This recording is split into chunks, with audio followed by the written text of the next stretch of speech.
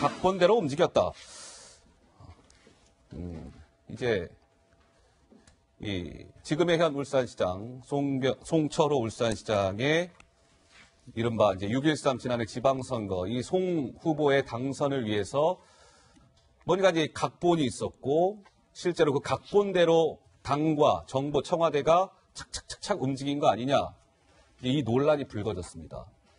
이게 무슨 얘기인가 이제 하실 텐데요. 하나하나 짚어드릴게요. 자, 먼저 지난해 6.13 지방선거 하루 전날 6월 12일이었겠죠. 당시 더불어민주당 대표였던 추미애 대표 울산을 찾았어요. 이런 얘기를 했습니다. 그 영상을 저희가 보고 얘기를 나눌 필요가 있을 것 같습니다. 준비되어 있습니다. 먼저 만나보시죠.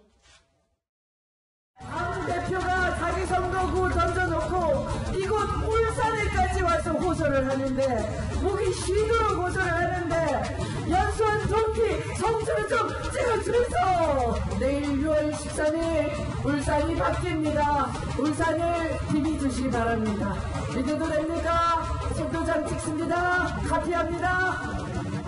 우리 추미애 대표와 언제든지 당에서 밀어줄 수 있으며 문재인 대통령과 함께 해온 저 송철호가 구원 주수라고 생각하는데 여러분 동의하십니까? 송철호! 네, 6.13 지방선거 하루 전 추미애 대표 울산을 방문해서 한 이야기입니다. 자, 김민지 기자, 이 뭡니까? 아까 이 송철호 울산시장 후보 측에서 지난해, 그러니까 2017년 하반기에 만든 문건 검찰이 확보했다면서요? 그렇습니다. 최근 송병기 부시장 사건 수사하는 검찰이 압수수색을 통해서 확보한 문건입니다. 송철호 당시 후보 캠프에서 작성한 문건인데요. 송철호 후보를 당선시키기 위한 전략 문건입니다. 내용은 이런 겁니다. 어떤 핵심 겁니까? 내용인데 당에서는 단독 공천을 받아야 된다. 그리고 현직 장관들이 울산을 한번 방문해야 된다. 그리고 청와대와의 공약을 협의해야 된다. 이런 것들이 이제 송천호 시장이 김기현 울산시장과의 본선에서 이기기 위한 전략으로 구체적인 내용으로 이렇게 담긴 건데요. 말 그대로 당, 그리고 정부, 청와대 이렇게 협력하는 내용들이 담긴 겁니다. 예. 이른바 이제 송철호 후보 측에서 만든 선거 전략 문건을 검찰이 최근 확보했다.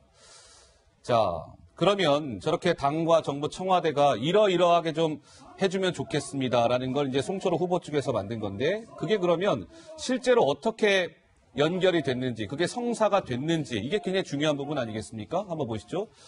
당정청 그러니까 당과 관련된 그 전략 문건에 담긴 내용은 송철호라는 사람이 울산시장 더불어민주당 후보로 단독 공천이 되어야 된다. 이런 문건이 그렇게 적혀져 있었는데 실제로 2018년 4월 민주당에서는 울산시장 후보 경선 없이 송철호가 단독 공천이 됐어요. 실제로 그 문건대로.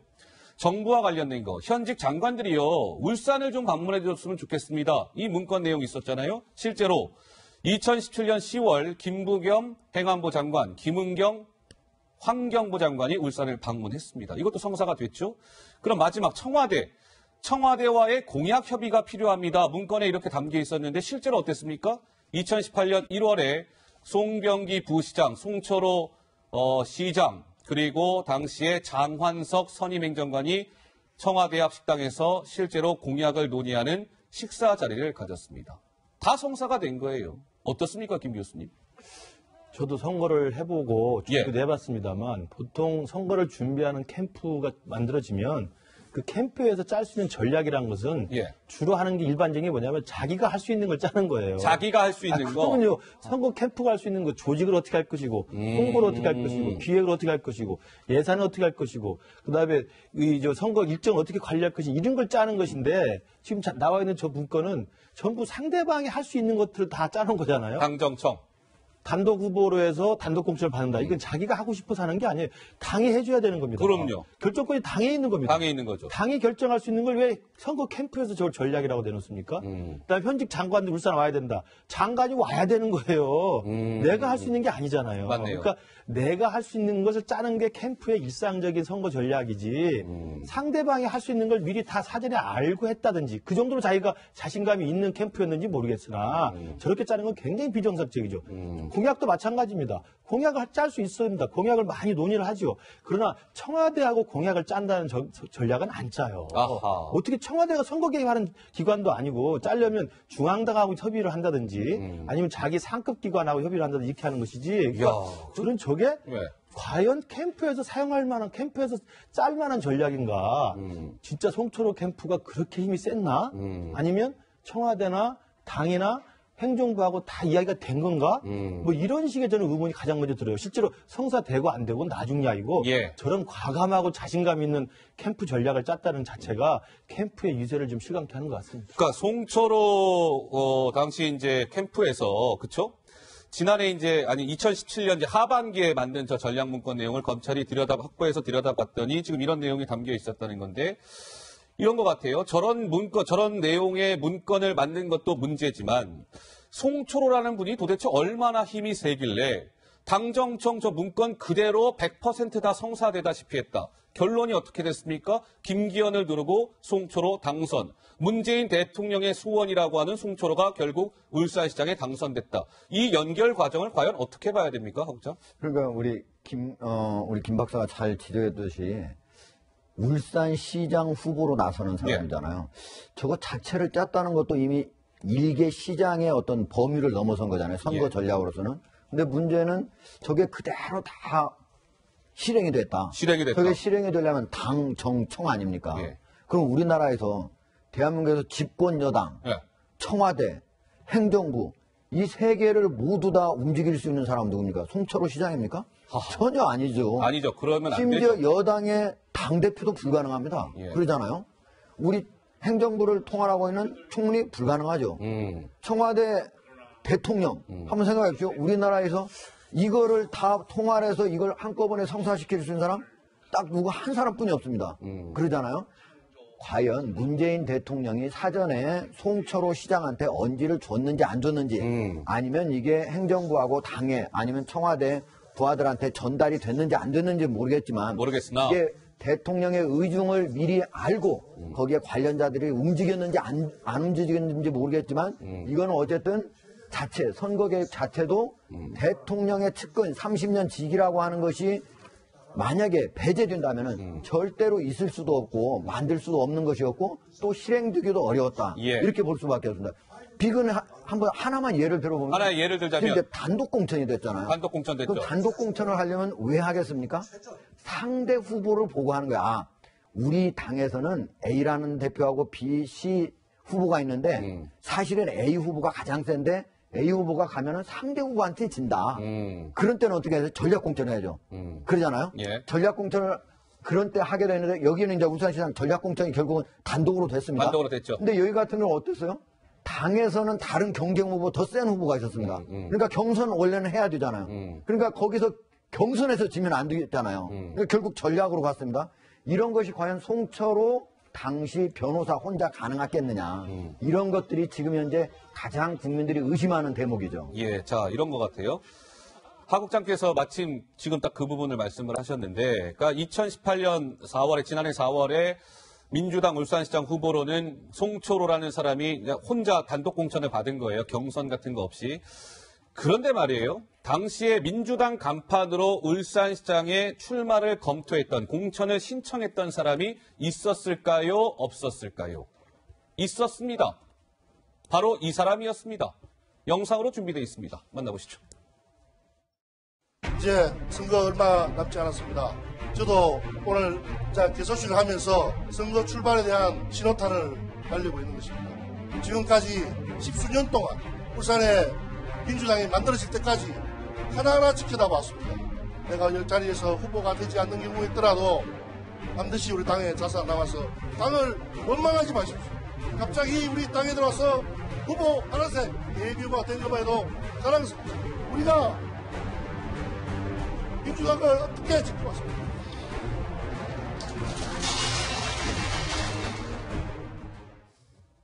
자, 임동호라고요. 더불어민주당 전 최고위원이죠. 얼마 전에 검찰 나와서 참고인 조사도 받았던 그 인물.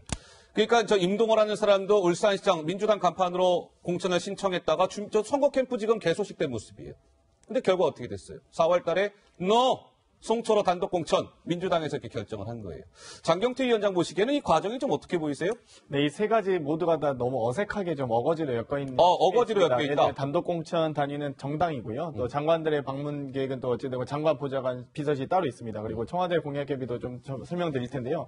이 당시 2018년 지방선거 당시에 영남 지역의 어떤 소위 저희가 아무래도 약세 지역 아니겠습니까? 그러다 보니까 경선 상처를 최소화하고자 뭐 울산뿐만이 아닙니다. 경남의 김경수 지사 그리고 부산의 오거돈 시장 모두 다 단수 공천을 받았습니다. 그렇기 때문에 이 경선 없는 소위 경선을 치를 경우에 이 당원 간의 갈등들을 최소화하고자 이런 전략들이 있었고요. 또 한편으로는 장관의 물산 방문이라고 하시는데 예. 우리나라에는 18부 5처 17청 있습니다. 장차관 고위공직자 40여 명이 있거든요.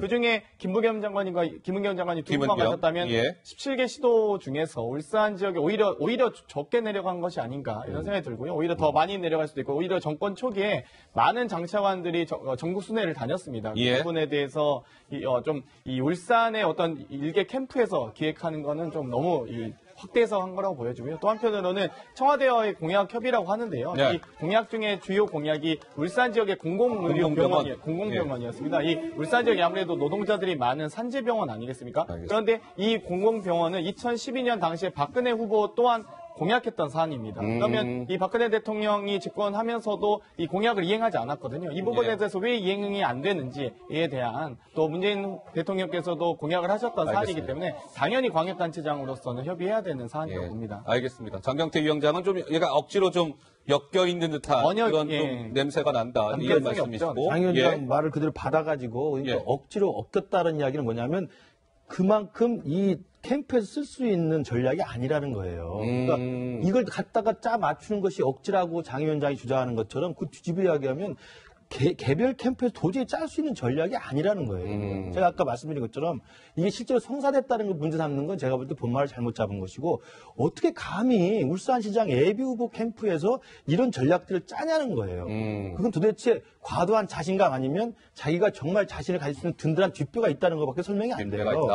단독 공천이라는 걸 자기가 내심 생각할 수는 있지만 어떻게 전략이라고 버젓이 짭니까? 이건 단독 공천 전략을 짤 수 없는 거고요.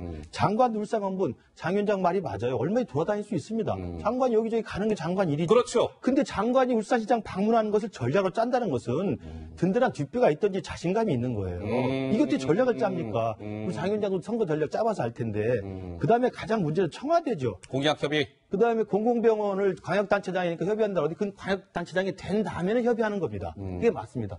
이게 된 겁니까? 예비후보죠. 예비후보가 어떻게 청와대하고 공공병원을 군이 많이 설치하느니 협의를 합니까? 이거 말이 안 되는 거죠. 그러니까 장 위원장 말씀은 이게 정말 누가 봐도 어거지로 묶을 정도로 누가 봐도 황당한 전략을 감히 이 개별 캠프가 그것도 캠프 개소식이 있기 전에 2017년 하반기에 짰다는 겁니다. 얼마나 자신감이 있으면 이거 짭니까? 알겠습니다. 누구나 봐도 이게 뒷배가 있다고 의심할 수밖에 없죠. 자, 그러면 그 이제 전략 문건에 장관들이 좀 울산을 방문해 주셨으면 좋겠습니다라는 내용이 하나 있었다라고 얘기했잖아요. 당정청 가운데 청에 해당하는 부분, 정부의 좀 송초로 캠프가 바랬던 부분들. 자, 2017년 10월 26일 김민지 기자, 김은경 당시 환경부 장관이 실제로 울산을 방문하죠?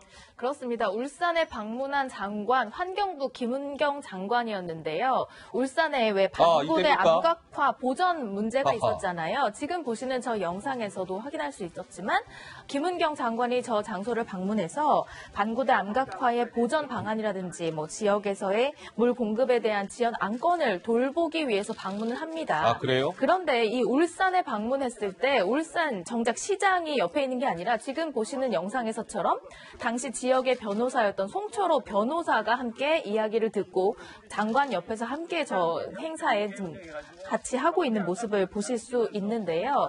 그래서 조금 의아하다 이런 뭐 입장들이 나오고 있습니다. 당시 영상을 자세히 한번 보고 오시죠. 쪽에서부터 이렇게 물을 막아내고 물길을 바꾸는 제방을 이렇게 싼다고 완전히 여기 지형을 다 바꾼다는 아닙니다. 현재로서. 이거 한번 보시셔가지고 여기서 보시면 사진이 잘 될 것 네, 같은데, 네, 그렇습니다. 근데 여기가 지금 암각화의 문제잖아요. 그러니까 결국은 여기 계시는 분들이 주장하는 거는 이거 자체가 이대로 물 수위만 낮게 그렇게 유지하자라는 거예요. 근데 김민지 기자가 잠깐 설명을 줬습니다만 이게 뭔가 좀 어색하다. 저 당시에는 울산시장이 송초로가 아니었어요. 자유한국당 소속의 김기현이었습니다. 울산시장은. 그런데 송초로는 당시에 그냥 울산 지역의 변호사 신분이에요. 변호사. 근데 환경부 장관이 반구대 암각화 방문해서 그 옆에 누가 있습니까? 그냥 일개의 변호사였던 송초로 변호사가 있고 정작 울산시 행정을 이끌던 김기현 당시 울산시장은 저 김은경 환경부 장관이 울산을 방문하는 사실조차 모르고 있었다는 거예요. 뭔가 부자연스럽고 뭔가 좀 어색하지 않습니까, 국장? 당연하죠. 저기 이제 울산에 있는 그 이제 반구대 암각화 같은 경우는 이제 울산 지역에서는 아주 오래된 그런 어떤 그 안건이거든요. 예. 그래서 저걸 어떻게 해결할 것인가, 누가 해결하는 건가, 이거는 유권자들한테 표심에 엄청나게 영향을 미치는 건데 당시에 울산시장은 김기현 울산시장 아닙니까? 김기현 시장이에요, 현직 시장은. 당연히 환경부 장관이 와가지고 이거 뭔가 해결해 줄 어떤 안건을 내고 예산도 좀 어떻게 지원을 해주고 그런다면은 당연히 울산시장에 와가지고 설명도 하고 이렇게 지원을 요청해야 되는 거죠. 근데 당시로서는 물론 예비 후보라고는 하지만 전혀 일반적인 사람들한테는 알려지지도 않았고 예비 후보는 그거는 이제 자기 마음속에 있는 거지 실제로 다른 당내에서 예비 후보라고 이 사람만 예비 후보라고 얘기한 적도 없고 그렇기 때문에 거기서 송초로 변호사인데 이게 변호사니까 변호사가 와서 자기가 설명하고 그 모든 심지어 그 안을 다 만들어가지고 그걸 가지고 와서 지금 설명하지 않습니까? 저기서 환경부 장관님께 그러니까요. 그런다고 하는 거는 누가 봐도 이상하다. 누가 봐도 이상하다. 저기 환경부 장관이 일개 변호사가 설령 물론 앞으로 이제 울산시장 나올 거라고 하는 건 알고 있었겠죠, 물론. 그렇지만 거기서 변호사가 온다고 해서 옵니까? 올 수 없는 거죠. 제가 왔다는 것 자체가 이상한 거죠. 말씀을 지금 나누다가 갑자기 궁금해진 대목이 하나 있어요. 그렇다면 당시에 그러면 송초로라는 사람은 민주당에서 공천 받기도 한참 전이고 제가 알기로 캠프 출범이 2018년 2월 달에예요. 근데 지금 저때 암각화는 2017년 10월 26일 얘기예요. 지난해 6.13 지방선거 앞두고 저렇게 후보로 결정되기 전에 민주당으로 뭔가 출마를 준비하고 있었던 사람 곁에 현직 문재인 정부 장관이 저렇게 지역 방문할 때 옆에 있었던 사례가 있었습니까? 아무래도 장관뿐만 아니라 여러 어떤 후보들이 이제 어찌됐건 선거 개시가 되면 예비 후보 120일 전부터 지역을 다니지 않습니까? 송철호 변호사 같은 경우는 지역 현안을 해결하기 위해서 지역사회에서 많이 대변을 해왔던 사람입니다. 그렇기 때문에 저 자리도 지금 김은경 장관이 암각화 보호에 대한 보전에 대한 방법을 보고받으러 간 자리이지 송철호 변호사에게 보고받은 건 아닙니다. 이거 좀 팩트 체크는 다시 해야 될 것 같고요. 이 과정에서 이제 같이 이제 또 동석했던 사람들이 많이 지역 주민들이 따라다니고 있지 않습니까? 그 부분에 대해서 어떤 커넥션이나 이렇게 또 해석하고 그쪽으로 끌고 가는 건 또 너무나 과장이거나 왜곡이라고 보고요. 그렇기 때문에 전 오히려 지금 방금 선거 전략이나 기획을 말씀하셨지만 어찌되건 많은 선거 예비 후보자들이 장관이든 차관이든 내려올 때 무조건 거기에 팔로우해서 다니게 되어 있습니다. 그리고 또 그런 것들이 여당 프리미엄 아니겠습니까? 그런 부분에 대해서 좀 너무 확대 해석할 필요는 없는 것 같습니다. 김 교수님. 저는 김은경 장관이 굉장히 부적절한 처신이에요. 부적절한 처신을 했다. 어떻게 보면 공무원의 선거 중립 의무를 정면으로 위반한 겁니다. 물론 선거 기간으로 들어간 건 아니지만 저게 2017년 10월이면은 송초로 변호사는 그냥 변호사예요. 변호사. 예비 후보도 아니에요. 예비 후보는 선거가 있기 120일 전에 선거안에 예비 후보를 등록하면 선거운동을 할 수 있습니다. 선거 후보 자격이 생겨요. 예비 후보도 아닙니다. 캠프가 만들어진 것도 아니에요. 민주당의 단수 공천을 받은 것도 아니에요. 그냥 일개 민간인입니다. 근데 공직을 수행하러 김은경 환경부 장관이 울산 반구대 암각화를 그냥 갔겠습니까? 공무로 가지 않았겠어요? 공무로 갔는데 어떻게 송초로라고 하는 당시 울산 지역에 있는 그냥 한 명의 민간 변호사가 옆에 있으면서 저거 설명하고 이야기를 합니까? 아까 화면에 나오잖아요. 이런 안이 좋다고 설명을 하잖아요. 그러려면 딱 한 가지 가능성이 있습니다. 어떤 가능성? 송초로 변호사가 환경부의 자문위원이나 환경부 관련된 공식 타이틀이 있으면 가능하다. 그나마 가능할 수 있어요. 타이틀이 있었습니까? 뭐가 있겠습니까? 찾아보십시오. 저는 분명히 말이 안 되는 것이고 김은경 장관 지금 환경부 블랙리스트 관련해서 직권남용으로 기소가 돼 있습니다만 이것도 명백히 선거 개입 혐의로 기소된 사안입니다. 이게 말이 되는 겁니까? 그리고 어떻게 환경부 장관이 공무원의 정치적 중립이라는 가장 엄중한 이야기가 있는데 가장 유력한 민주당의 후보로 거론되는 사람만 대동하고 저기 가서 보고를 받습니까? 김지현 시장은 꼬다는 보리자입니까? 공무원을 저렇게 집행하면 안 되죠. 자, 김은경 이제 환경부 장관이 2017년 10월 26일 날 울산을 방문해서 반고대 암각화 방문한 거 보셨죠, 시청자 여러분들? 10월 26일에서 한 13일 전으로 한번 가보는 겁니다. 그러니까 2017년 10월 13일이 되겠군요. 이때는 김부겸 행안부 장관이 울산을 찾죠, 김민지 기자? 네, 그렇습니다. 김부겸 장관이 울산을 찾았는데요. 이때 만난 사람은 황운하 당시 울산경찰청장이었습니다. 황 청장이요, 그 울산을 찾은 김부겸 장관과 만나는데요. 또 한 가지, 김부겸 장관이 방문하기 직전에 지역의 한 건설업체 대표 류모 씨에게 울산청 관련한 뭐 인사라든지 예산 민원을 얘기했다라는 겁니다. 그래요? 그런데 이 류모 씨가 누구냐면요. 누굽니까? 김부겸 장관이라든지 송철호 당시 변호사와 친분이 아주 두터운 인물입니다. 과거 선거 캠프에서도 함께 했었고요. 김부겸 그 장관의 방문 직전과 또 방문 당일에 이 류모 씨가 김부겸 장관에게 황운하 청장의 민원을 전달한 것 아니냐 이런 의혹이 나오고 있습니다. 예. 자, 김부겸 장관 측에서는 뭐 각 지역의 고충이나 민원을 듣는 것은 행안부 장관의 일이기 때문에 이것은 통상적 업무 수행이었다라고 입장을 냈습니다. 이런 해명이 나왔음에도 불구하고 이런 조금 뭐랄까요, 의혹이 좀 불거진 것 같은데요. 다음 화면 좀 주시죠. 자, 김민지 기자의 설명에 이제 이어서 가는 겁니다. 자, 이런 점이 문제다. 물음표 한번 찍어봤어요. 첫 번째. 자, 당시에 울산청장이 황운하였으니까 김기현 수사를 황운하가 하면서 여당 후보 측근을 창구로 이용해서 정부에 민원을 한 것이 적절합니까? 부적절한 거 아닙니까? 일단 이런 거 하나. 두 번째. 김기현 수사, 그러니까 여권에 유리한 방향으로 황운하가 해주는 대가로 황운하 울산청장은 울산청과 관련된 뭔가 민원을 정부 쪽에 하고 그것을 받으려고 했던 거 아니냐? 뭔가 대가성이 있었던 거 아닐까? 이런 두 가지의 문제점, 합리적 의심이 좀 드는데요. 어떻습니까, 국장? 저는 이제 좀 다른 문제인데요. 뭐냐면 이제 황운하 청장이 저게 이제 10월 13일 상황 아닙니까? 2017년 10월 13일 상황이니까 이제 그 김부겸 행안부 장관이 왔을 때 지금 거기에 보면은 송 시장의 측근 선거 캠프에도 직접 관여를 했던 지역 건설업자 대표 네. 류모 씨. 네, 류모 씨라고 얘기되는데 실제로는 그게 이제 아파트 시공사가 아주 작았고 실제 지금은 하지도 않는다 그러는데 예. 거기 울산에서는 뭐라고 얘기가 나와요? 마당발이래요? 선거 브로커다 뭐 이런 얘기가 그러니까요. 나와요. 예. 네. 거기서 뭐 제가 그렇게 얘기하는 게 아니고 그러니까 여러 사람의 선거 그거를 맡았습니다. 여기 있는 송 시장 거 말고도 김부겸 행안부 장관의 선거 캠프에도 관여를 했던 사람. 그랬다고 하더라고요. 그러니까 거기에 아주 친했던 거죠. 근데 거기에서 이제 두 가지를 바로 이제 황운하 청장이 이제 부탁을 한 건데 하나는 이제 울산청에 경정이 2명 있는데 이번에 총경으로 좀 승진을 시켜달라 하는 게 있었고요. 또 하나는 이제 너무 울산청이 비좁으니까 거기다 별관을 하나 지어야 되는데 이 예산이 한 30억 정도 된다. 그러니까 이걸 좀 해달라 이렇게 한 얘기를 사실은 황운하 청장이 김부겸 장관을 만난 자리에서도 얘기를 했어요. 근데 이 측근, 이 류모 씨를 통해서 이걸 전달했다 이렇게 얘기하는데 저는 좀 이해가 가지 않는 대목이 이게 과연 류모 씨를 통해서 얘기해가지고 될 일이냐. 이건 자기 자신의 업무거든요. 왜냐하면 모든 지방청에 예. 그 장이라고 하는 사람들은 자기 청 안에서 총경이 조금 더 많이 나오길 바라거든요. 네. 근데 2명을 요청을 했는데 사실은 1명이 됐습니다. 1명만 했고 그다음에 별관을 지을 예산은 아직도 확보가 안 되어 있습니다. 아하. 사실은 안 됐어요. 예. 그러니까 이걸 가지고 어떤 송 시장의 어떤 선거를 도와주고 뭐 거기다 민원을 하려고 했다. 이거하고는 제가 보기에는 좀 연관시키기는 좀 어렵지 않느냐. 예. 저는 그렇게 봅니다. 알겠습니다.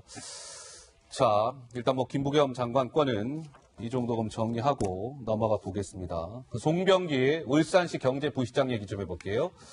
얼마 전에 검찰이요, 송병기 뭐 관련해서 압수수색을 했잖아요. 압수수색. 근데 김민지 기자 여기에서 뭔가 이번 이 하명 수사건의 스모킹건이 될 만한 걸 지금 검찰이 딱 손에 쥐고 있다면서요. 네, 검찰이 확보한 것 중에 가장 확실한 물증이 될 수 있다라고 평가가 나오는 것들이 바로 송병기 부시장의 차명 휴대폰. 차명폰. 이 차명폰으로 당시 이제 김기현 시장과 관련한 첩보를 청와대 측에 통화로 전달했다 뭐 이런 얘기가 나오는데 어쨌든 그때 사용됐던 차명폰을 지금 검찰이 갖고 있다는 건데요. 법조계에서는 이 하명 수사 사건과 관련한 새로운 혐의가 드러날 것이다 라고 하면서 뭔가 이 차명폰이 스모킹건이다 이런 평가가 나옵니다. 자, 이와 관련된 김태우 전 청와대 특감 반원의 목소리가 준비돼 있습니다. 송병기 울산시 부시장이 집무실 그리고 자택 압수수색을 당했고요. 특히 차명 휴대폰을 여러 대 압수당했다고 합니다. 뭐 업무 일지도 있고 이게 정말 큰 성과인 거예요. 몰래 숨겨서 썼던 휴대폰이니까 안심하고 민감한 얘기 많이 했을 거 아니에요. 차명 휴대폰이라면 범죄와 관련된 증거가 차고 넘치게 있을 거다. 여기에는 매우 민감한 사람들과의 통화 내역과 문자도 있을 것입니다. 예민하고 민감한 사람들은 청와대 관계자일 확률이 높겠죠. 여권 고위직이라든가 뭐 그런 사람일 수 있어요. 네, 김태우 전 특감반원 아마 증거가 넘치고 넘칠 겁니다. 차명 전화 발견했다는 것만으로도 검찰 수사가 성과를 이룬 것입니다. 그냥 우리가 소위 실명으로 쓰는 휴대폰이 아니라 뭔가 차명폰을 검찰이 이제 손에 쥐게 됐다는 것이죠.